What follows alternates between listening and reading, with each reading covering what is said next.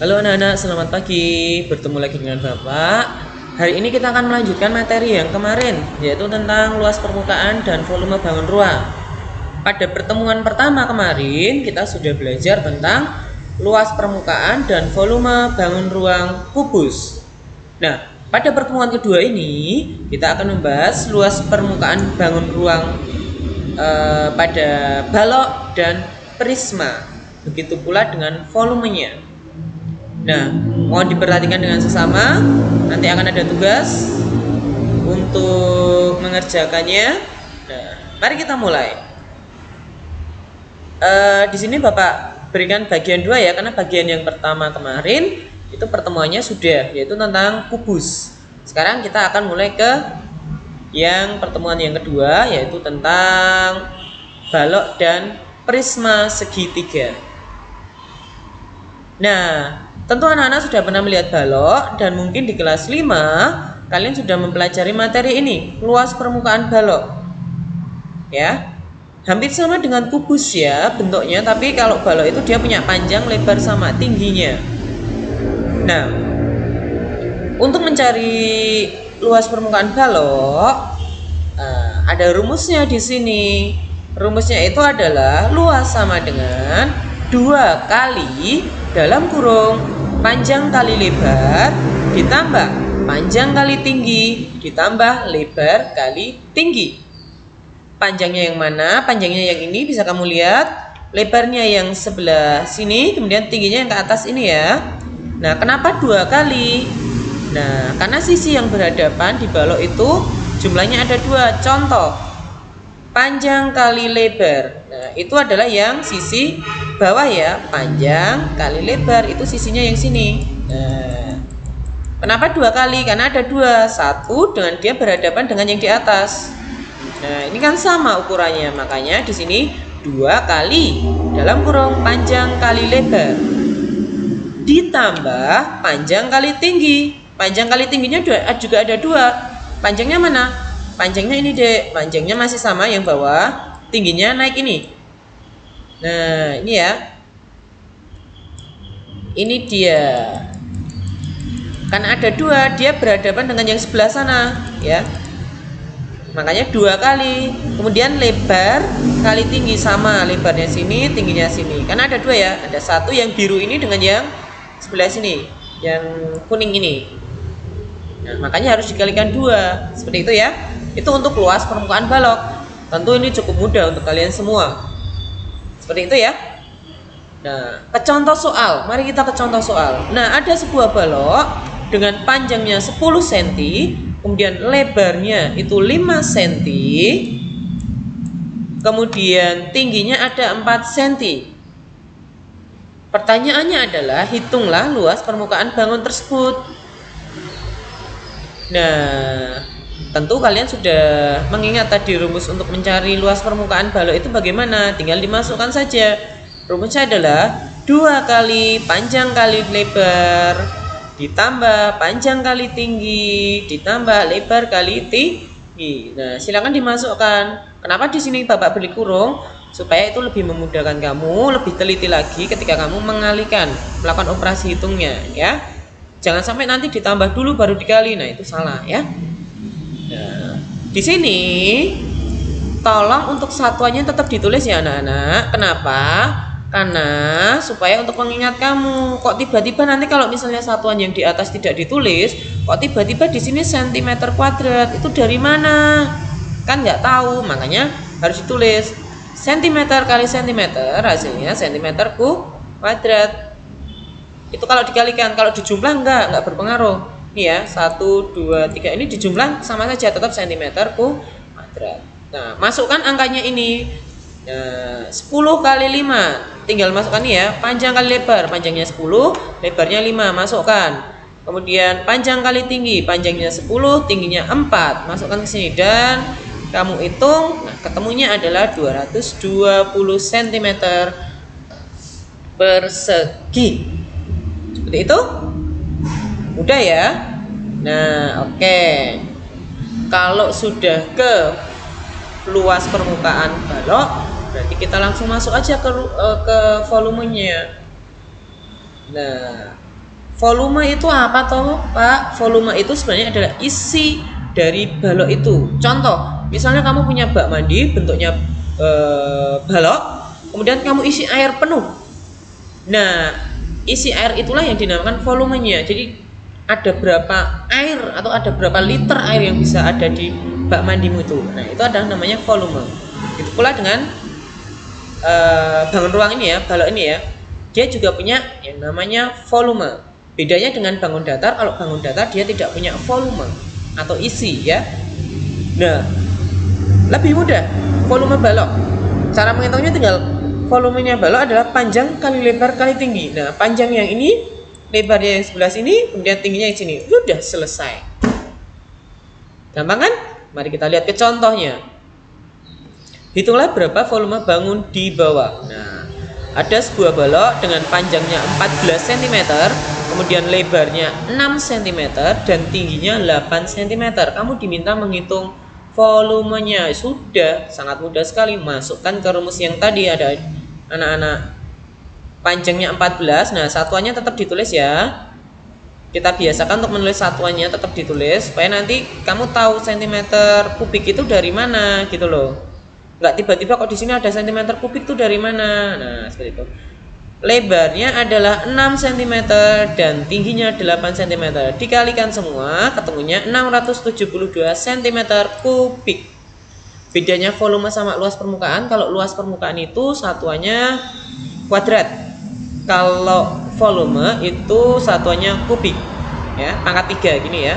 Itu dari mana? Ini loh, cm dikalikan cm dikalikan cm. Centimeternya ada berapa? 3. Berarti sini pangkat 3. Seperti itu ya. Mudah sekali. Nah, kita masuk ke yang namanya prisma. Prisma ini untuk mencari luas permukaannya memang agak sedikit lebih sulit sedikit ya dari balok. Tapi Bapak yakin kamu bisa. Nah, bangun prisma itu kan seperti ini anak-anak. Alasnya berbentuk apa?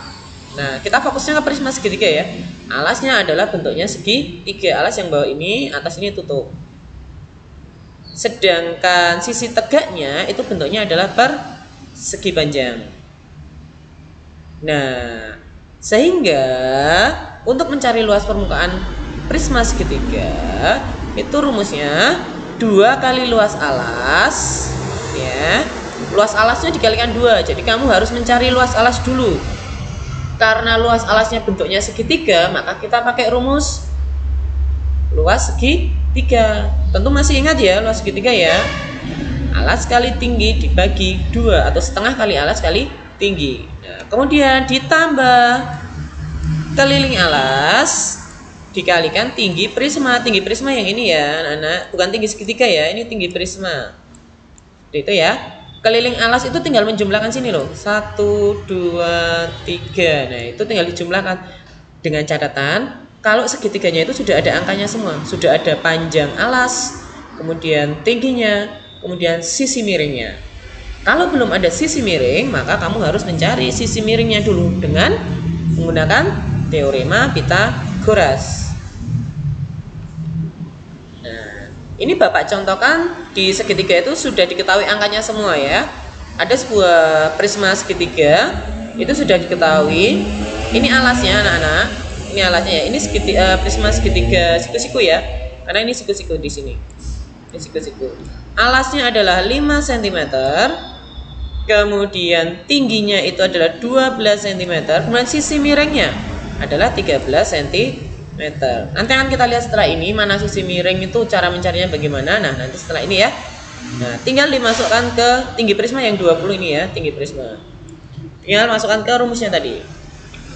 Rumusnya adalah 2 kali luas alas. Karena luas alasnya bentuknya segitiga, maka kita gunakan rumus luas segitiga. Luas segitiga kan rumusnya setengah kali alas kali tinggi, atau bisa alas kali tinggi kamu bagian 2, sama saja itu ya. Nah, ini kenapa dikurung? Biar kita selesaikan lebih dulu. Di belakang juga sudah. Nah, karena ini sudah diketahui kan tinggal dimasukkan. Keliling itu sebenarnya cuma kamu menjumlahkan yang sisi luarnya ini ya. ya, ini sisi-sisi luarnya ini ya. Ya, itu tinggal kamu jumlahkan. Keliling alas itu adalah 5 ditambah 12, kemudian ditambah 13 yang miring sini, kemudian dikalikan tinggi prismanya 20, ini yang ini ya, tinggi prisma. Nah, kemudian yang setengah kali luas alas tadi silakan dihitung, ini bisa dicoret-coret, terserah kamu nanti kamu mudahnya bagaimana. Nah, ya kan, tinggal 6. Nah, masukkan sini 2 kali 5 kali 6 30, ditambah ini tadi dijumlahkan, ketemunya 30 cm dikalikan 20 cm.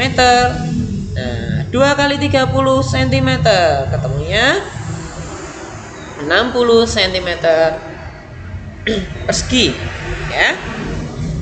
Kok persegi dari mana? Ini loh, karena ini cm kalikan cm, 2 kali ya cm-nya, perkalian cm-nya, maka persegi. Ditambah 30 cm dikalikan 20 cm. Ingat, cm kalikan cm, hasilnya cm persegi 600. Kemudian tinggal dijumlahkan anak-anak, ketemunya 660 cm persegi. Ya, itu. Nah, ada pertanyaan seperti ini. Jika alas prisma segitiga belum diketahui alas tingginya, kemudian ataupun sisi miringnya, maka kamu harus mencarinya terlebih dahulu. Nah, gimana caranya?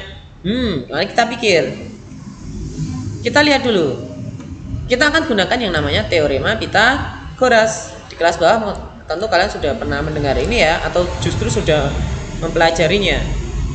Nah, sisi tegak itu kalau teorema Pythagoras itu hanya berlaku untuk segitiga siku-siku. Ingat ya, hanya berlaku untuk segitiga siku-siku. Lupa nih segitiganya seperti ini gimana? Segitiga sama sisi seperti ini. Cara mencarinya gimana? Kita harus membagi segitiga itu menjadi 2 bagian. Nah, kita tarik gini ya. Nah, ini kan menjadi siku-siku. Nah, ya itulah yang kamu gunakan. Kamu gunakan separohnya menjadi seperti ini nanti ya. Nah, sisi tegaknya itu yang naik ini, sisi alasnya yang bawah ini ya. Kemudian sisi miring itu yang berhadapan langsung dengan sudut. Nah, sudutnya di sini. Maka sisi miringnya tuh yang ini anak-anak. Nah, itulah dinamakan sisi miring. Oke? Cara mencarinya bagaimana? Nah, ada rumus. Coba perhatikan. Di sini sudah di rumusnya itu sudah dijelaskan. Tinggi itu disimbolkan dengan A, kemudian alas itu dengan B, dan sisi miring itu dengan C. Nah, rumus untuk mencari panjang sisi alas, misalnya alasnya ini belum diketahui, jadi alasnya tuh nggak tahu berapa. Gimana caranya? Tinggal masukkan saja C kuadrat kurangi A kuadrat ya. Nah, kemudian nanti jangan lupa dikuadratkan dulu berapa hasilnya. Kemudian terakhir jangan lupa untuk diakar pangkat 2. Kenapa akar pangkat 2? Karena di sini B kuadrat nih ya. Biar menjadi B maka diakar pangkat 2. Begitu pula dengan yang lainnya. Kalau kamu diminta mencari tingginya, ya ini sudah. Kamu harus ingat rumus ini ya. Kemudian mencari sisi miring. Nah, ini yang sisi miring yang mau kamu cari. Ini ya. Mari ke contoh saja. Nah, ada contoh seperti ini. Ada gambar dengan alasnya 8, alas tadi disimbolkan dengan B ya. Kemudian tingginya itu ada 6. Nah, C-nya ini berapa? Belum tahu. Nah, maka mari kita masukkan ke rumusnya. Kan yang ditanyakan A ke C, AC ya.